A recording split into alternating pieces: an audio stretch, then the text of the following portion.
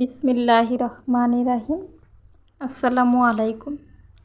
আশা করি সকলেই ভালো আছেন। আমি আল্লাহর রহমতে আপনাদের দয়ে অনেক অনেক ভালো আছি। যে যেখান থেকে দেশ এবং দেশের বাহিরে যেখান থেকে ভিডিওটি দেখতেছেন না কেন, সকলকে অনেক অনেক ভালোবাসা। সকালের নাস্তাটা আমি শেষ করে আমি সব সময় চেষ্টা করি ঘরের টুকিটাকি কাজগুলো শেষ করার জন্য।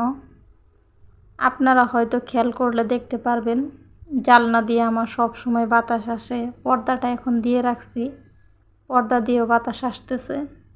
আমি সব সময় চেষ্টা করি জানলাগুলো খুলে দেওয়ার জন্য, যার জন্য সব সময় ঘরে ধুলাবালি আসে। নিচতলায় রুম নেওয়া হয়েছে। সব সময় চেষ্টা করি আমি ঘরের টুকিটাকি ছোটো ছোটো জিনিসগুলো মুছে দেওয়ার জন্য। এদিক দিয়ে এই বিছানার কাভারটা, বিছানার চাদরও বলতে পারেন, বিছানার চাদরটা নিয়েছিলাম আরও এক সপ্তাহ আগে, তখন আর বিছানো হয় নাই। ভাবলাম আজকে বিছাই দিই সকাল সকাল। এখানে 2টা বালিশের কাভার ছিল, আমি বাসা থেকে নিয়েছি। বাসার সামনে অনেক লোক নিয়ে আসে বালিশের কাভার, কুল বালিশের কাভার।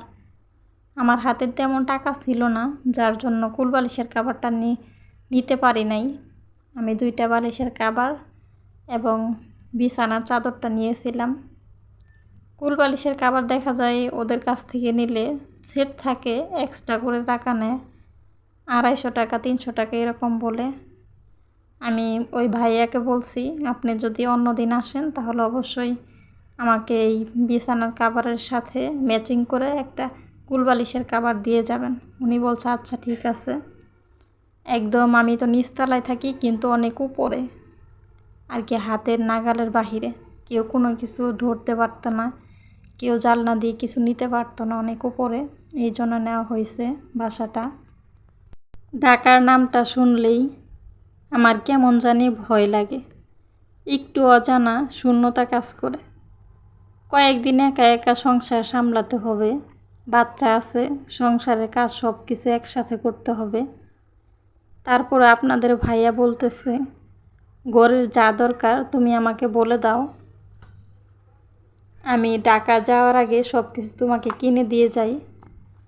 সত্যি কথা বলতে কি জানেন, অনেক সময় টাকা দিয়ে ভালোবাসা মাপা যায় না, কিন্তু দায়িত্ববোধ সেটা অস্পষ্ট বোঝা যায়।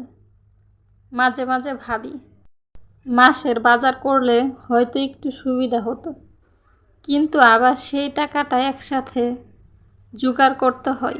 সবাই তো আর পারে না। অনেক পরিবার আছে যেখানে দেখবেন মাসের প্রথমের দিকেই সব কিছু কিনে রেখে দেয়। আবার দেখবেন অনেক পরিবার আছে আমার মতো, যখন যার যেটা প্রয়োজন হয় ঠিক ওইটাই কিনে ব্যবহার করে। আসলে আমাদের আয় অনুযায়ী খরচ করতে হয়, যার যেরকম আয় ঠিক সেভাবেই চলতে হয়। ইনকাম যদি কম হয় তখন একটু হিসাব করে অল্প অল্প করে সব কিছু কিনতে হয়। তাতে হয়তো একসাথে অনেক জিনিস থাকে না, কিন্তু সংসারটা চালিয়ে নেওয়া যায়। মানুষ যদি জীবনের পজিটিভ চিন্তা ভাবনা করে, তাহলে যে কোনো কঠিন পরিস্থিতি হোক না কেন সেটার মোকাবেলা করা সম্ভব হয়। জীবনের পথ কখনোই মসৃণ হয় না। কখনো কখনো দেখবেন জ্বর আসে, আবার কখনো কখনো দেখবেন মানুষের জীবনে জ্বরের মতো কষ্ট, দুঃখ, সুখ। একটা মানুষের জীবনে দেখবেন সব কিছু দিয়ে পরিপূর্ণ থাকে না। অনেক মানুষের দেখবেন অনেক ক্ষেত্রেই সে সব দিক দিয়ে সে হয়তোবা সুখী, এক দিক দিয়ে সে কষ্টে আছে।